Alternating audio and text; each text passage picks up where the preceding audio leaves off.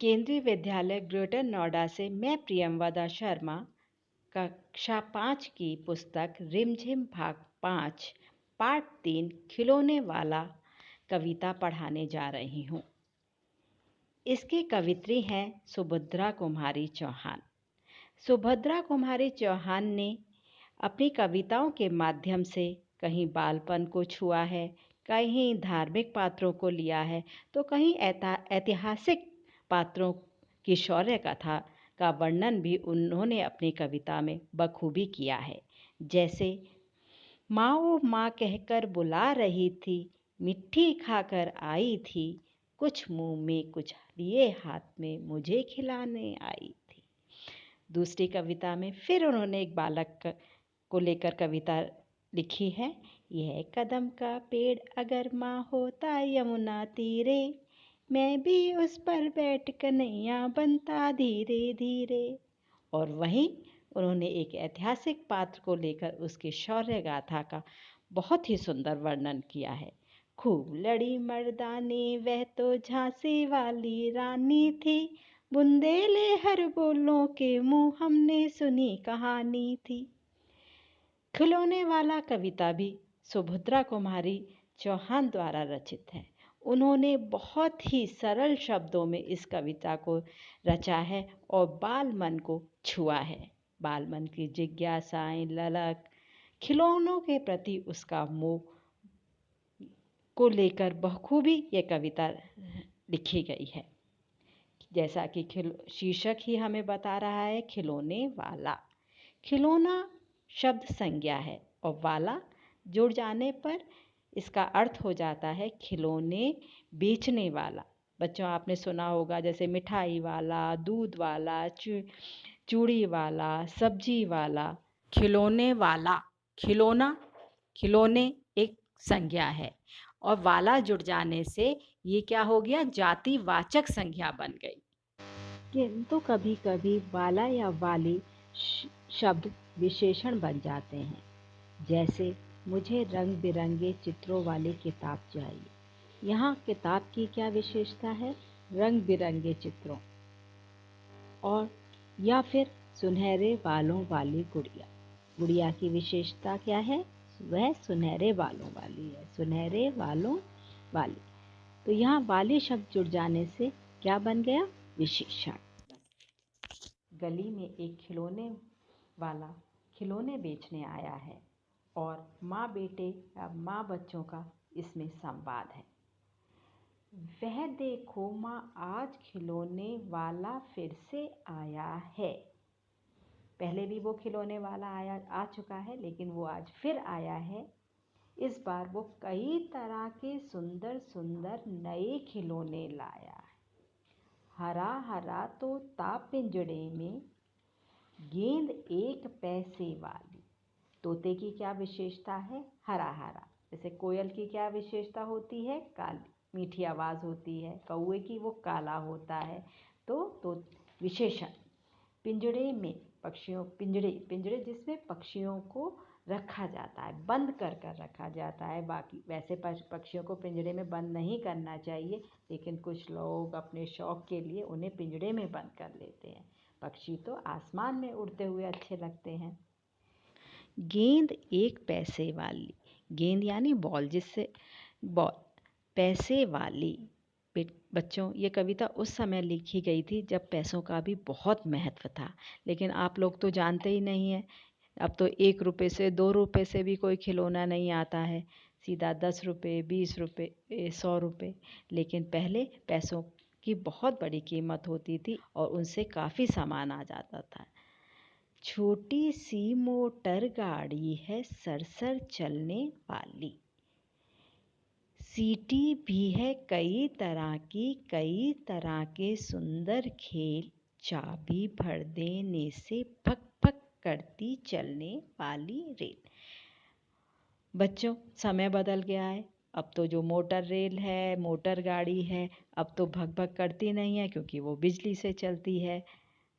समय के साथ अब गाड़ी भी, मोटर गाड़ी भी रिमोट वाली आने लगी हैं। बच्चे आजकल रिमोट से खेलते हैं। तो ये कविता बहुत पहले लिखी गई है, जब हमारे देश में जो गाड़ियाँ थीं वो कोयले से चला करती थी और आवाज़ आती थी भक भक भक भक, और सीटी भी कई तरह की हैं। और भी अन्य कई खेल हैं, सुंदर सुंदर खेल हैं। गुड़िया भी है बहुत भली सी, पहने कानों में बाली। छोटा, और उसके पास एक बहुत छोटी सी गुड़िया भी है और बहुत ही सुंदर लग रही है जब, क्योंकि उसने कानों में बाली पहनी हुई है। छोटा सा टी सेट है।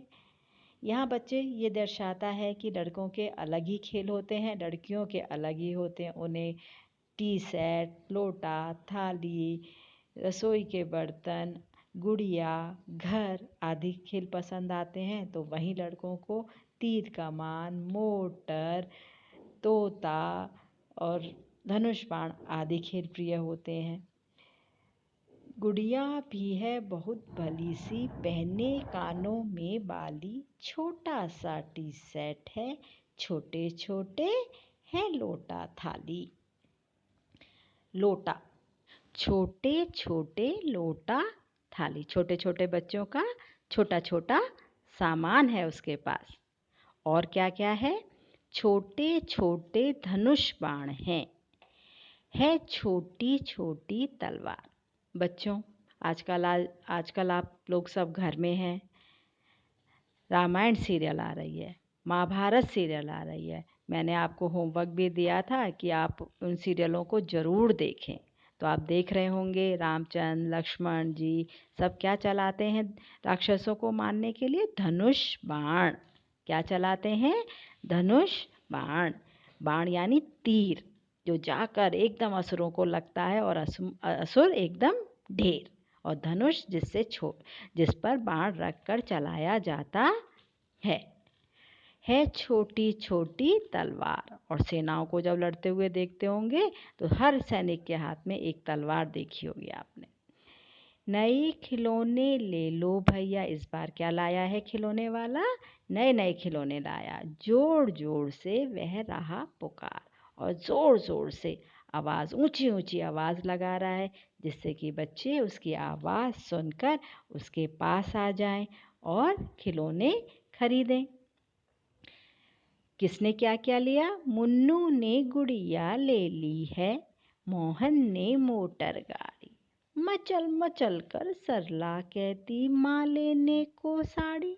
सरला इतनी भूली है कि उसे यही नहीं पता कि खिलौने वाला साड़ी भी लाता है कि नहीं। वो सोचती है खिलौने वाला ही सब कुछ लेके आता है, और वो हट कर बैठती है। मचल मचल, हट करना, इठलाना, जिद करना। अब उसका भाई उसे समझा रहा है, भाई उसे समझा रहा है माँ से अब उसे समझाते हुए वह कह रहा है, कभी खिलौने वाला भी माँ क्या साड़ी ले आता है। वो अपनी माँ से कह रहा है, देखो कितनी बुद्धू है। उसका कहने का क्या होता है, इसको इतनी भी समझ नहीं है कि खिलौने वाला साड़ी लेकर आता है क्या। साड़ी तो अब खुद समझदार बनते हुए अब वो जवाब दे रहा है, साड़ी तो वह कपड़े वाला कभी कभी दे जाता है। अम्मा तुमने तो लाकर मुझे दे दिए पैसे 4। यानी खिलौना कितने का है? कुछ खिलौने 1 पैसे के हैं, अगर वो चाहे तो 4 खिलौने भी ले सकता है। लेकिन वो ये दर्शा रहा है कि मैं ऐसा वैसा बच्चा नहीं हूँ जो कुछ भी ले लूँ। मैं अपनी बुद्धि से, रुचि से खिलौने लूँगा।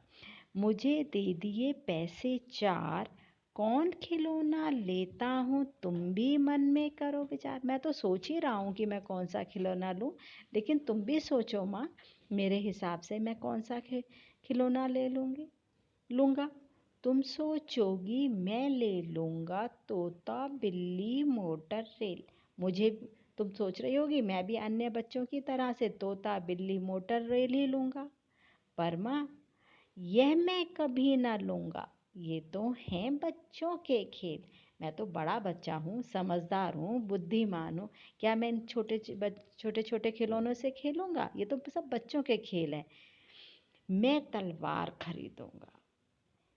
अब बच्चा सोच समझ के कह रहा है कि मैं कौन सा खिलौना खरीदूँगा? तलवार, या मैं लूँगा तीर कमान। क्यों? वो जवाब दे रहा है, जंगल में जा किसी ताड़िका को मारूंगा राम समान।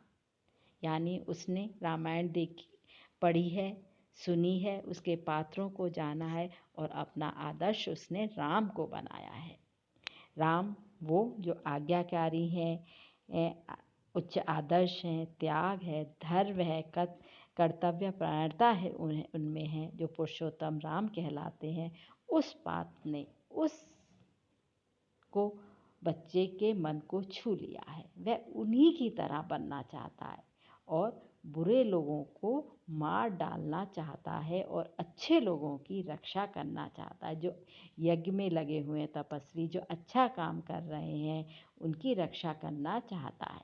तो ये बच्चे के स्वभाव को दर्शा रहा है कि वो बुरे लोगों को ख़त्म कर कर अच्छे लोगों की सहायता करना चाहता है और वह आगे चलकर एक अच्छा इंसान भी बनना चाहता है। मैं लूँगा तीर कमान, जंगल में जा किसी ताड़िका को मारूंगा राम समान।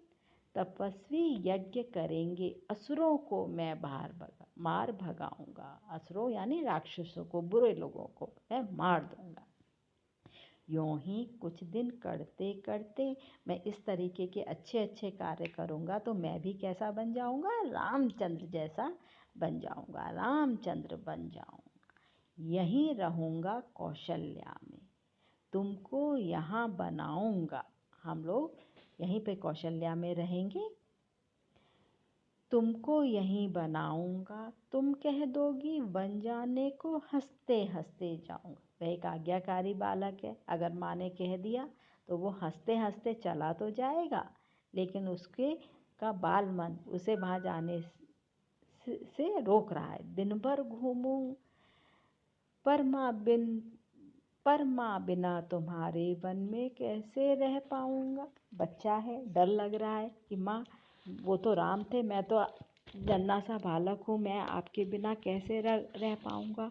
और पूरे दिन दिन भर घूमूंगा जंगल में, लौट कहाँ पर आऊँगा। और जब मैं पूरे दिन में घूमता रहूँगा, यहाँ तो जब मैं बाहर खेलने जाता हूँ तो घर लौट कर आता हूँ ना, स्कूल जाता हूँ वहाँ से भी घर आता हूँ, बाज़ार गया थोड़ी बार फिर भी आ गया। लेकिन जब मैं वन में ही सारे जाने, वहाँ तो मेरा कोई घर है नहीं, तो मैं कहाँ लौटूंगा, कहाँ पर आऊँगा, किससे लूँगा पैसे। यहाँ तो तुम मुझे पैसे भी देती हो, रूठ जाती हो तो मना भी लेती हो, लेकिन जंगल में तो मेरे पास कोई नहीं होगा, तो फिर मैं कैसे, मुझे कौन मनाएगा। लौट कहाँ पर आऊँगा, किससे लूँगा पैसे, रूठूंगा तो कौन मना लेगा। कौन प्यार से पिठा गोद में मनचाही चीज़ें देगा। वहाँ जंगल में तो कोई भी मुझे प्यार दुलार करने वाला नहीं है।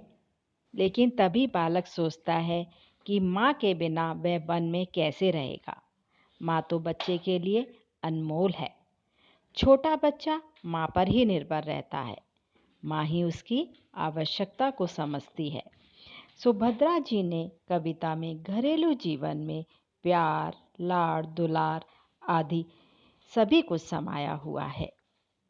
कविता में बच्चों के मनोभावों को बखूबी व्यक्त किया गया है। उनकी सरलता, निश्चलता, भोलापन और जिज्ञासा का यथार्थ अंकन इस कविता में हुआ है।